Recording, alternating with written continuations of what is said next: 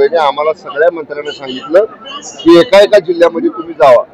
आम्ही दुसऱ्या दिवशीपासून सलग 2 दिवस सर्व दौरे मराठवाड्यातल्या पूर बाधित गाव आहेत, शेतीचं नुकसान झालेली गाव आहेत, घरात जे नदीकडेला घर होती किंवा तिथं मोठं पाणी ओढ्याचं शिरलं त्या घरात शिरलेलं पाणी आहे, सगळीकडे आम्ही पाहणी केली। सर्व यंत्रणा सतर्क आहे आणि जे आपण आता महिलांचं वगैरे सांगताय, आमचे आरोग्य मंत्री स्वतः 2 दिवस त्या भागामध्ये होते। सर्व DHOना, सर्व मेडिकल ऑफिसर्सना, जिल्हा शल्य चिकित्सकांना, अशा सगळ्या आरोग्य विभागाच्या यंत्रणांना फील्डवर जाऊन जी आवश्यक मदत लागेल ती तात्काळ देण्यासाठी आपण आदेश केलेले आहेत। जी आवश्यकता असेल ती सगळी मदत ही अतिवृष्टीग्रस्त, पूरग्रस्त आणि अति पावसामुळे झालेल्या नुकसानीला देण्याचा निर्देश माननीय मुख्यमंत्र्यांनी सगळ्या विभागांना दिलेले आहेत। ओला दुष्काळ जाहीर करण्याची मागणी विरोधात तर करतच होते, मात्र आता सत्ताधारी आमदार संतोष बांगरांनी देखील मागणी केली आहे की ओला दुष्काळ जाहीर करा। आपल्याला सगळ्यांना माहिती आहे, आता आकडेवारी प्राप्त होते आहे। प्राथमिक माहिती काढली तर 50 लाख हेक्टर पेक्षा जास्त नुकसान शेत पिकांचं झालेलं। आता मी अहिल्यानगरच्या कर्जत, जामखेड, त्या पाथर्डी त्या भागामध्ये मी गेलो होतो, म्हणजे काही सुद्धा पीक शिल्लक राहिलेलं नाही।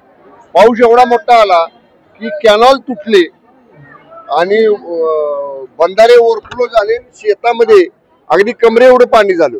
त्यामुळं अशी परिस्थिती आहे। सगळ्या महसूल यंत्रणेला, कृषी यंत्रणेला आपण प्रॅक्टिकल पंचनामे करायची सूचना दिल्यात।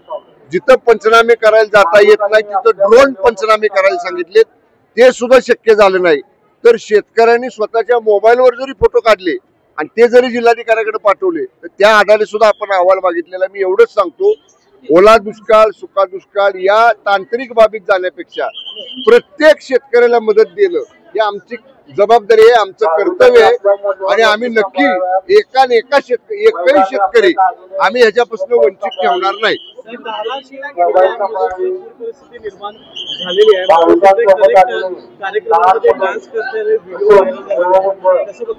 नाही, मला माहित नाही।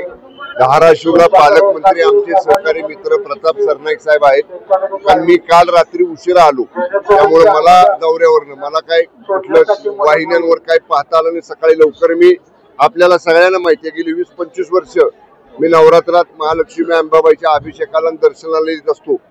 माझा अनवाणी नवरात्र गेली 25 वर्ष आहे, त्यामुळे मला माहित नाही। पण असं जर घडलं असेल तर ते योग्य नाही। पण तो व्हिडिओ कधीच आहे, रिसेंट आहे का जुना आहे हे सुद्धा पडताळावं लागेल। पण या बाबतीत तिथल्या पालकमंत्र्यांशी मी बोलतो। 100% पाहिजे, 100% दाखवली पाहिजे। काल दुपारी आदरणीय उपमुख्यमंत्री एकनाथजी शिंदे साहेबांची माझी फोनवरनं चर्चा झाली।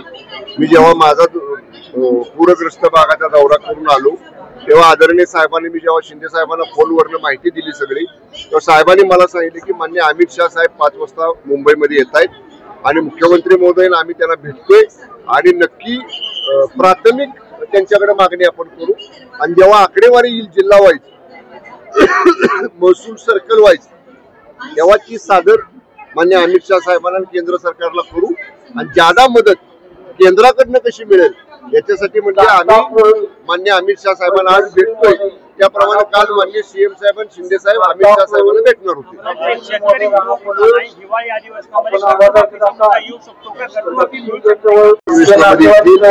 या सगळ्या प्रश्नांना अभ्यासपूर्ण सामोरं जाण्याची महायुती सरकारची तयारी आहे। त्यामुळे निश्चितपणे ज्या ज्या प्रश्नांचा वापर होईल, चर्चा होईल, त्याला निश्चित समर्पक उत्तरं अधिवेशनात आम्ही सरकार म्हणून देऊ। मुख्यमंत्र्यांनी दोन्ही उपमुख्यमंत्र्यांचा उल्लेख रेडाचा केला। संजय राऊतांनी आज मुख्यमंत्र्यांनी आपल्या दोन्ही रेड्यांना घेऊन मोदींकडे जावं अशा पद्धतीने हा संजय राऊत EC चेंबर मध्ये बसतो आणि बोलतो। 5 रुपयाची मदत संजय राऊतांनी एका गरीब शेतकऱ्याला केलेली दाखवा मला। 5 रुपयाची, स्वतः काय करायचं नाही। काल बळबळ उद्धव ठाकरे साहेबांबरोबर ती गेले पाणी दौऱ्याला आणि किती 4 जिल्ह्याचा दौरा 3 तासात, असा दौरा होतो काय? त्याला चिखलात, गुडगाभर चिखलात जावं लागतं बांधावर।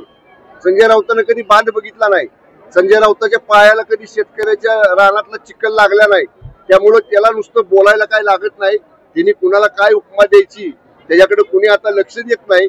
आणि त्यानं काही जरी म्हणलं तरी कालच्या 2024च्या विधानसभेच्या निवडणुकीला चपराक मतदाराने त्याच्या थोबाडात मारली त्यांची अवस्था करून. त्यामुळे संजय राऊत असं काय जरी बोलत असलं तर ती भंपकगिरी आहे, त्याच्याकडे आम्ही गांभीर्याने बघत नाही. अमरावती जिल्ह्यासाठी 108 कोटी रुपये तुम्ही पाठवून दिलेले आहे, मात्र काही अधिकाऱ्यांच्या दुर्लक्षामुळे आणि सर्व्हर डाऊनमुळे ती मदत पोहोचत नाही. काय झालंय बघा, मी आता अहिल्यानगर मध्ये काही भागात गेलो ना, अनेक ठिकाणी रेंजचा प्रॉब्लेम आला होता.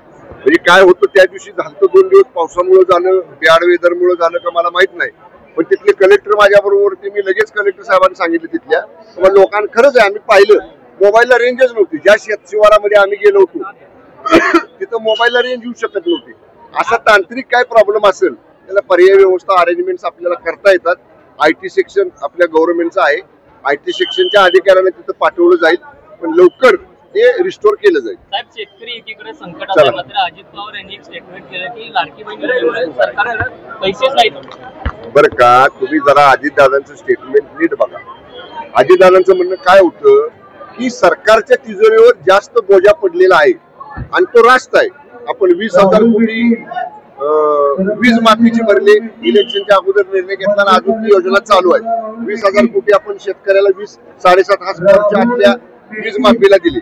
परत 45,000 कोटी रुपये माझी लाडकी बहीण, मुख्यमंत्री माझी लाडकी बहीण योजनेला दिले. हा अधिकचा बोजा पडलाय, एवढंच दादा नाही. याचा अर्थ आत्ताच्या शेतकऱ्याला आम्ही मदत करणार नाही असं बिलकुल नाही.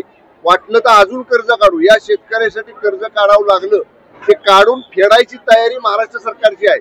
मी आपल्याला जबाबदारीने सांगतो, 2.5 वर्ष मी राज्याच्या अर्थ विभागाचा राज्यमंत्री होतो. आता जरी कर्ज काढलं असलं तरी रिझर्व्ह बँकेनं आणि केंद्र सरकारनं जे लिमिट आपल्याला बॉरोइंगचं दिलेलं आहे कर्ज काढायचं, त्या लिमिटच्या आतमध्ये आपण आहोत. अजून आपल्याला कर्ज उभारण्याची मर्यादा 20 नमुन्यामधली आपल्याकडे शिल्लक आहे. त्यामुळे शेतकऱ्याला आम्ही वाऱ्यावर सोडणार नाही, शेतकऱ्याला नक्की आम्ही मदत करू. ओके. 8 दिवसापूर्वी सांगलीमध्ये जो काही प्रकार घडत होता, जयंत पाटील साहेबांच्या वक्तव्याची मात्र भाजपकडून पाठीशी लागलं जाते का? कारण 1 तारखेला भाजपकडून सांगलीमध्ये इशारा सभा घेतली जाणार आहे आणि त्या जयंत पाटलांच्या समर्थनात जो मोर्चा झाला त्याला प्रत्युत्तर दिलं जाणार. बरं का, त्यावेळी सुद्धा माननीय मुख्यमंत्री देवेंद्रजी फडणवीस साहेबांनी भाजपचे नेते म्हणून माननीय आमदार गोपीचंद पडळकरांना जाहीरपणाने सांगितलं की त्याने अशी वक्तव्य नाही करायला पाहिजे. हे वक्तव्य योग्य नाही, राजकीय पातळीवर किंवा व्यक्तिगत पातळीवर सुद्धा. त्यानंतर महाविकास आघाडीकडनं मोर्चा काढण्यात आला. त्यामुळे कदाचित ऍक्शनला रिॲक्शन अशा पद्धतीचा असू शकेल. मला नेमकं माहित नाही, भारतीय जनता पक्षाच्या कुठल्या नेत्यांबरोबर माझं बोलणं झालेलं नाही, कदाचित तसा भाग असू शकतो. पण मान्य जयंत पाटील साहेबांच्या बद्दल पडळकर साहेबांनी जे वक्तव्य केले त्याचं कुणीही कधी समर्थन करणार नाही. Okay, thank you. मान्य शिवेंद्रराजे भोसले आणि माझी या बाबतीत माग 15 दिवसापूर्वी चर्चा झालेली आहे. या संदर्भातलं जे ओरिजिनल डॉक्युमेंट्स आहेत जे आता म्हणजे आपल्या पुरातत्व विभागाकडे आहेत आणि जे डॉक्युमेंट्स राजघराण्याकडे आहेत, आमच्या साताऱ्याच्या राज परिवाराकडे आहेत, या सगळ्या डॉक्युमेंटची पडताळणी सुरू आहे. काही डॉक्युमेंट्स त्यातले जीर्ण अवस्थेत असण्याची शक्यता आहे. या सगळ्या बाबतीत आमची कार्यवाही सुरू आहे.